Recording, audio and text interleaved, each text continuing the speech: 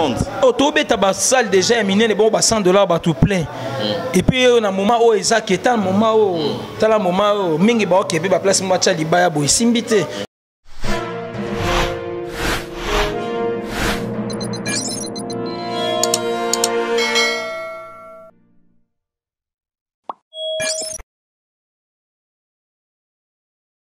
Si bien, très chers amis fidèles internautes, vous nous suivez partout en net moment sur www.trace RDC News.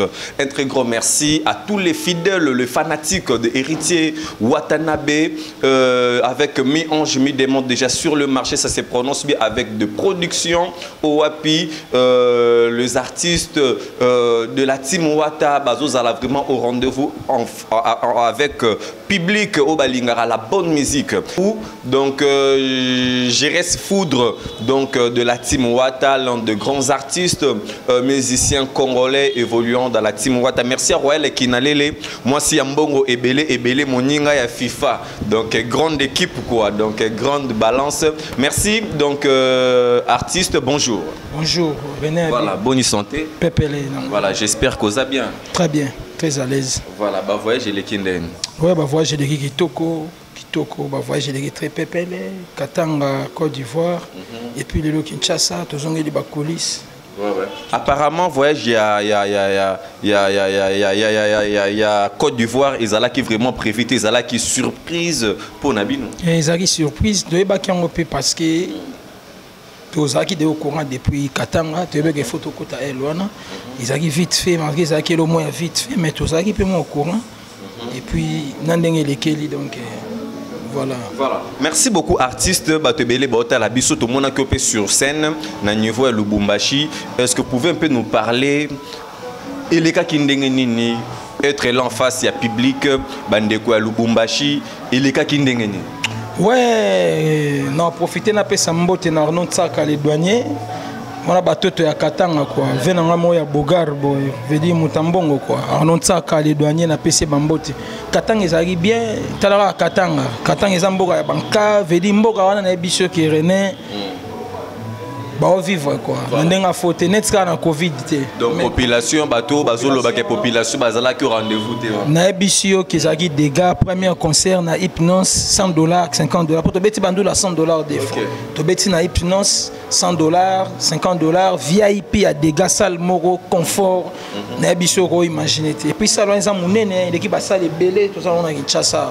Donc to beta yango plein à craquer ba grand prêtre bazala ki lo ba tour et ma trésor pour toi ya gaga na pesi bambote ba trésor le boucantier ba matériel chananga baston mukendi les producteurs abenga biso na lukina likasi donc ezaki dégâts ba Romika top modèle Romilix moi ça pembe et basaki belé donc bana Katanga ba yaki na ba sepela ki pour bazaki na nzala na biso nzala ya musique intelligente c'est zala qui tellement trop donc ba monto kwei d'ailleurs non na aéroport ba yamba biso déjà donc na santé daki akay zala ki chaleureux akay chaleureux au Saranaté donc totori donc vraiment osa reconnaissant na bande ko na biso Lubumbashi pona akay nazo remercier bango mingi chaque fois on vend dans notre bien non nakenda pe dans Katanga maintenant na kesu Katanga ya nakenda ya retirade na kesi ko ya mi ange mi démon na senti que voilà makamu mususu e bakisami pour na monisco batoto ya Katanga pour na jui mois on vend kuna pour to beti 4 concerts, to beti 3 dans Lubumbashi, mon contre ndo clôture na Likasi.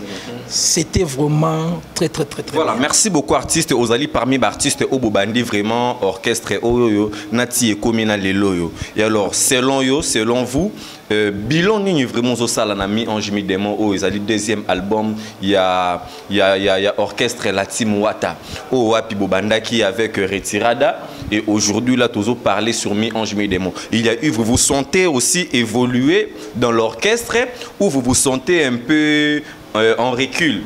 Ça va. Ça va. Mon inga na remix mingi mo boss Héritier Watanabe.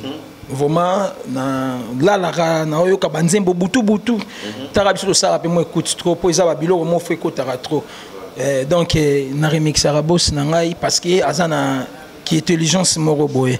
Au monde dans la musique intelligente, a une musique propre. Et ça pena Yamalo Barate. Vous comprenez parce que retirade à Tobeta qui baron crochat, baron beta ma qui toko ya dégâts. Le robe tout en noir, j'aime mon mari, marin des rêves, affection, DDD.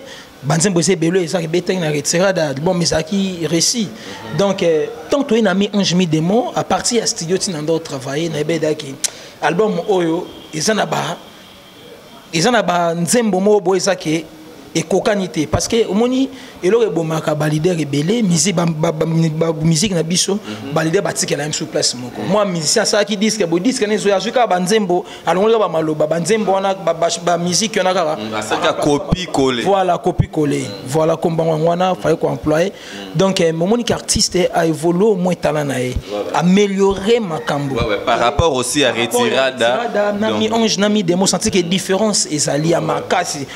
Voilà,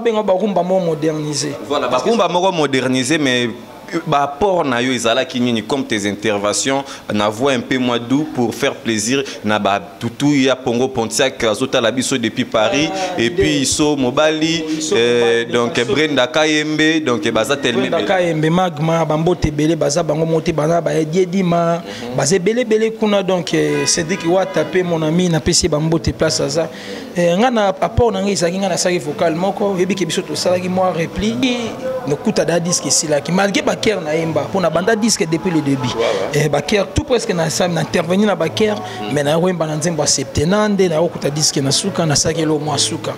Souviens-toi Raoul Mwana ya na Jonas balingono ekomisanga koka nazelaka yo velo nanga rosimatelo Mandela Westone Nadine Kilama Odilo Mampuya Kashito Dilolo et le moura ya souka na eki donc on a benga oufo côté des interventions kaka ça dit betelo moura boye dans souko kutimon tcharara manqué kaka. Sinon aux ali artistes aux ali qui évoluent au sein de la team Wata ndengo monaka orchestre non ne vous allez composer vraiment na ba travail ba répétition bosala ka vous vous sentez vraiment prêt il y a quoi affronter les grands événements qui vous attendent aussi avec les gens dans le monde. Autobeta ba salle déjà miné les bon ba $100 ba tout plein et puis on a moment où Isaac est un moment où tala moment où mingi ba ok ba place moi tcha libaya bo simbité ndo le bébé tem d'autres qui place moi mais mon vidéo exact mais yo moni ba image to beti apparemment Netska vous êtes trop dans les chants mais vous allez trotter na ba musique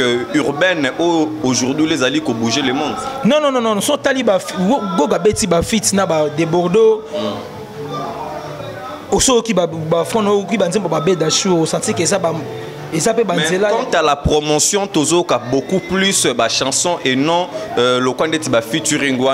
On n'en parlait pas parce que tout le monde a bino artiste et musicien, interview Varabino, de faux aussi de porte-parole. Personne n'en parle de sécurité. Ça fait comme de la musique urbaine dans l'album Miange Midem. Non, mais moni peut-être dans vos ala n'a pas moment précis pour nous répondre au thé. Mais ngande na ebi disque tant ebimaka. Et comme asiko mangba ba fan parce que ba promotion banzembo to esa peut-être sur ba clip bimi non tout est ba clip bimi ndam au fur et à mesure ndeto kende ba clip goga déjà na ebi ki il y a aussi plusieurs chansons ba to ba lingango sans que ba mona clip voilà pour na ba place to ebeta na ba boîte na bandenge to esa que place musique ebeta malgré ba activité ça mais place au senti ndule ebeta au senti ka ba beda show o ka ba de boda temo bo vandi boem so mona camion ba na moto nde ba ole ka au senti ko zoyoka disque ça va babilo on a peine que soit dans temps ngo esa que peut-être ba clip dans temps ebima promotion ngo ezala mais sinon ba rumba ba congolais ba linga pe rumba eza moni nde to za boye to bossa na te identité sur za rumba babilo on a msusi ko ya to ba kisa et comme ba complément on se comprendre alors na Congo même sous baroza que non taba qui gombe na gombe azane fanatique à gombe na gombe ane fanatique à ivre d'amour ane fanatique à roi les rois Manitou ane fanatique à RB fanatique à Mama Paradis tu vois fanatique à fantôme pour moi non barumba et puis barumba na biso so dans no barumba c'est ça ma barumba mote que détend que boyembi place mo mo ten ben gada te et ça ma barumba mo senti que so rumba que mon que rumba ça net ba fantôme. 1 plus 1 dans l'amour, mathématicien lobby égale 2. Mais en addition, bon zambé plus 1 bolingo égale 1. Je t'aime du plus profond de mon cœur, t'étais caboué. Bon mon nom, bakia on est là gospel moroboé. Bien sûr. Ils ont bilo moboé, ils ont rumba penate kenetik ben gade. Vous comprenez? Ils ont pena rumba moro ngana benga rumba modernisé. Et puis surtout longa toye na ba Mama Paradis. So qui place tika limoko na kati ya paradiso. eza réservé pour nangaye nandimi na kota lifelo po Debora kota paradis ya nzapa omona eza rumba mo bondenge zo bandela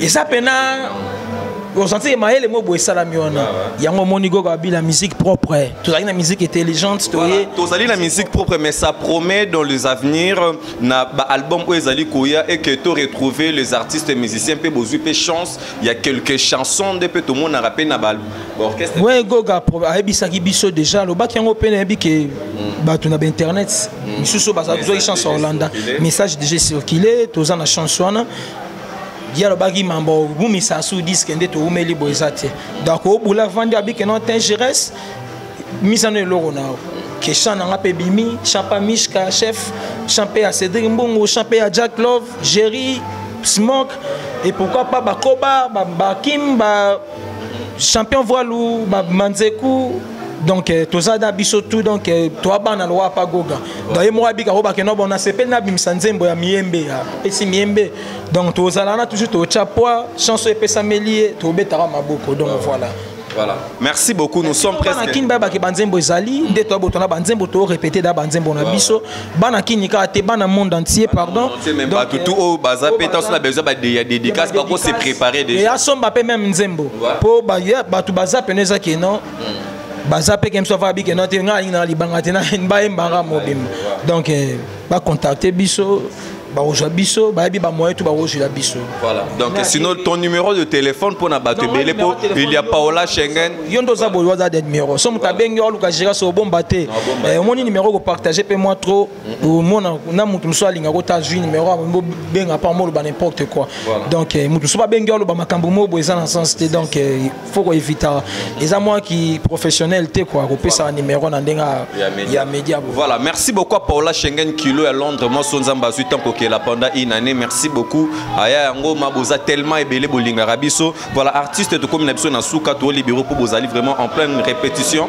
na ebité soko boaka moi quelques dédicaces na yo ouais ba mbote na nga na ve nango diloma mpo ya ba bon séjour na Kinshasa diloma mpo exemple à suivre et puis Alain Songo di à Weston ba bon séjour pe na Kinshasa ba ve na ba outi Belgique bazawa et sans oublier Blaise Koudia Matadien et pas ça na Belgique Nadine Kay maman na Perla de Poutunzuzi Dani Chandou, les Chinois congolais, NN World Style, donc Fenanga, Bambote Nabine Belé, et les celles qui me restent, Kachito Di Lolo, il y a Maman Belmi Lemba, Benal Lemba, Mami Nabiso, Bambote Belé, Maman Nakashi Junior, bon séjour Nabino Place Bozali, et puis Nabatutu Balinga Giras Foudré, les amis de Giras Foudré, Didier Piana, Tonton Stemai, Pasta Drinks, Bailor Mabiala, Dieu merci Tour Eiffel, et même Moulenda de Djoubek, Jimmy Debord, Basé Belé, Babibi Kaïba, Bamami Chodiomi, Charlène, Chacha Kabea, Trésor envoyé sa papa na Tréchi, à Chacha Matondo, Babi bébé aussi à Sayaki déjà, donc tout ça d'ailleurs aussi. Là, pas mon manager,